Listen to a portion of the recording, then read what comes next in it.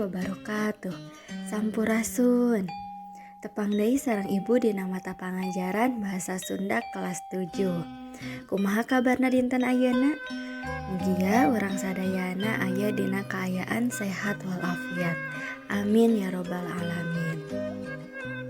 Nah barudak dinten ayeuna urang lebet kana materi anu enggal.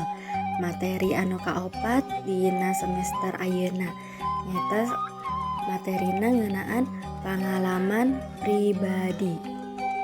Kudagan pangajaran dinten ayeuna nyaeta hidup dipiharap tiasa nyebatkeun wangun teks pengalaman pribadi, ngabentenkeun teks pengalaman pribadi sareng dayari, anu pamungkas nyaeta nangtukeun struktur teks pengalaman pribadi.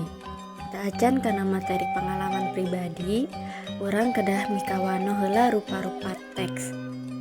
Wangun atanapi bentuk teks. Teks dibagi janten dua wangun, nyaeta aya teks fiksi sareng aya wangun teks non fiksi. Naon sih ari teks fiksi teh? Teks fiksi nyaeta teks anu eusina mangrupa hasil rekaan atawa imajinasi pangarangna. Ari teks non fiksi mah teks anu eusina dumasar kana fakta jeung data anu bener-bener kajadian. Janten teks fiksi mah nyata ngan hayalan, henteu kaben henteu saleresna kajadian. Pami non fiksi mah nyaeta leres-leres kajadian sabab aya fakta jeung data nanya. Tah anu baris dipikawano ku urang anu leuwih diteleban ku urang nyaeta kana teks non fiksi. Jenis-jenis teks non fiksi aya jadi aya contohna teks deskripsi, teks prosedur, laporan hasil observasi, teks surat, teks warta terapi berita, aya iklan, eksposisi, diskusi, eksplanasi, ulasan, persuasi, laporan percobaan, pidato persuasif, teras aya teks narasi faktual anu dilebetna aya biografi, lalampahan sareng pangalaman, oge aya contohna teks tanggapan. Sabaris anu dipedar ku urang teh nyaeta teks pengalaman pribadi. Tadi teks pengalaman pribadi teh lebet kana wangun naon? Wangun teks non fiksi. Sareng jenisna jenis narasi. Naon anu dimaksud teks narasi? Teks narasi mangrupa teks anu eusina nyaritakeun lumangsungna kajadian atanapi peristiwa kalayan ngaruntuy. Ieu teks ditandaan ku ayana pedaran ngeunaan lalampahan atawa pangalaman hiji jalma dumasar kana fakta-fakta anu kaalaman sacara langsung. Contoh topik pengalaman pribadi. Naon wae sih topik-topik anu tiasa diangkat atanapi tiasa dicaritakeun kana pengalaman pribadi hidup teh. Contohna aya ulin ka hiji tempat, camping dina kegiatan pramuka, acara paturai tineng di SD, lebaran di lembur, atanapi ulin ka pasar metuk. Topik-topik eta teh tiasa ku hidup engke dicaritakeun, atanapi ke diguluyurkeun mimitina kumaha, terus usina kumaha, engke dugi ka panutup atanapi akhirna teh siga kumaha.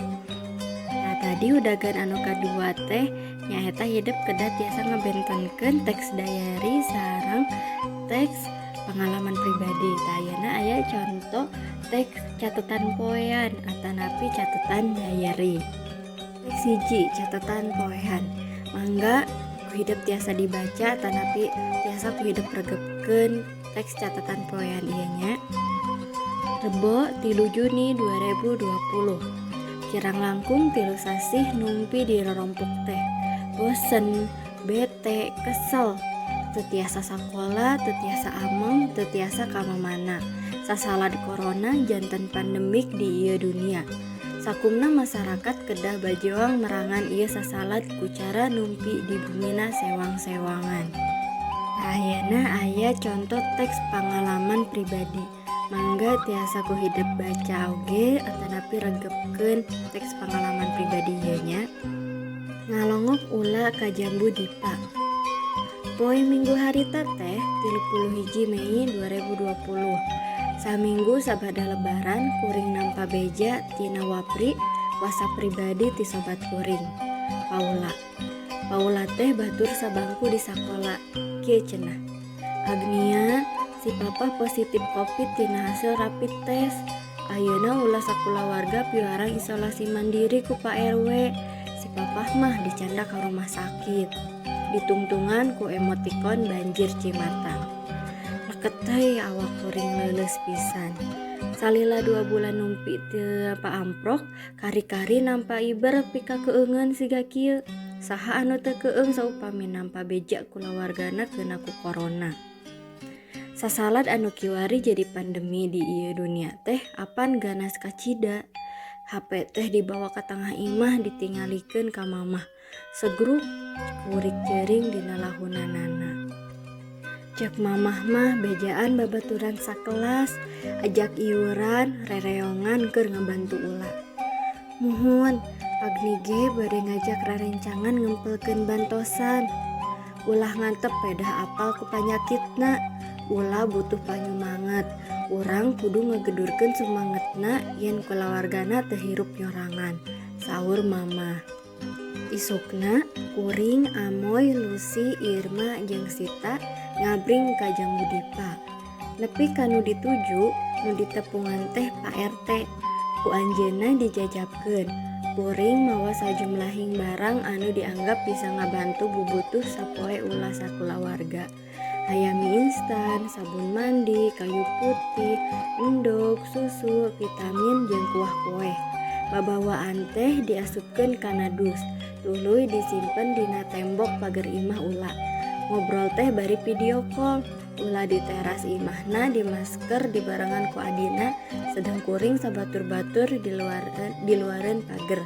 Lumayan sok sanajan ukur ku cara kitu, kasono teh rada lubar.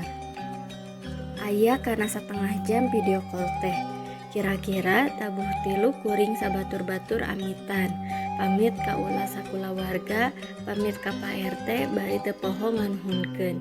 Memeh jeung indit kirilik aya notifikasi WhatsApp. Ditempo teh ti ulah angger ngabsen ngarang kuring sabatur-batur teh kitu nyebutna. Kieu cenah. Agnia, Cimoy, Ucis, Mama, jeung Atis hatur nuhun ka nyaahna. Kanyaah aranjeun katampi pisan ku ulah. Ulah yakin ulah bisa sehat, normal deui kagiatan, ka gereja, ka sakola, oge ngamprokan aranjeun. Love you full. Alhamdulillah, meh bareng muji syukur sabada kuring rengse macakeun eusi wapri ti Paula. Geus kitu mah kuring baralik. Hate bunga kacida lantaran ulah kahudang sumangetna. Yakin pasti ulah sakulawarga sehat deui. Isolasi mandiri mangrupa hiji prosedur nu kudu dilakonan pikeun kulawarga pasien nu positif COVID-19. ODP teh disebutna. Tah kitu pangalaman kuring poe ieu. Tetela silih tulungan mah tong nempo saha jalmana, naon agamana, naon seler bangsana, tapi murni didasar ku kailasan pikeun silih bantu nalika aya anu nandangan kasusah. Sabada tadi hidup ngaos atanapi ngaregepkeun teks catatan poean sareng teks pangalaman pribadi. Ayeuna hidup kedah tiasa ngabentenkeun struktur teks pangalaman pribadi jeung catatan poean. Naon wae sih bedana? Struktur teks. Struktur teh maksudna susunan atawa runtuyan galur midangkeun leunjeuran pokok-pokok pangalaman anu rek didadarkeun. Bisa oge struktur teh disebutna sistematika. Tah kumaha mimitina eta pangalaman teh karandapan ku urang? Naon eusi pangalaman nu karandapan ku urang? Kumaha tamatna atawa kacindekanana disusun sina ngaguluyur. Ayeuna aya bedana struktur teks pangalaman pribadi jeung catatan poean. Mangga ku hidup tiasa di imetan hiji-hijinya naon bentenna. Tadi struktur teks pengalaman pribadi mah teksna oge panjangnya sabab strukturna aya paragraf pembuka, aya paragraf eusi atanapi pedaranana, oge aya paragraf pamungkas atanapi kacindekanana. Ari struktur teks catatan poean mah mung aya hiji nyaeta aya aya paragraf eusi atanapi pedaran hungkul. Jadi teu aya bubukana, teu aya panutupna oge. Matak teks catatan poean mah rada sakedik atanapi memang sakedik tibatan pengalaman pribadi. Can dipungkas mangga tiasa kuhidep diperhatoskeun kamus alit ieu. Tadi dina teks pengalaman pribadi pasti seueur kecap-kecap anu asing dikupingkeun ku hidupnya. Tah ieu aya sababaraha kecap sareng hartosna tiasa ku hidup dipelajarinya lirah. Atur nuhun kana perhatosanana. Materi dinten ayeuna dicekapkeun wae. Teras mangga tiasa ku hidup tinggal di classroom. Tugas kanggo mingguan ayeunanya. Hatur nuhun. Wassalamualaikum warahmatullahi wabarakatuh.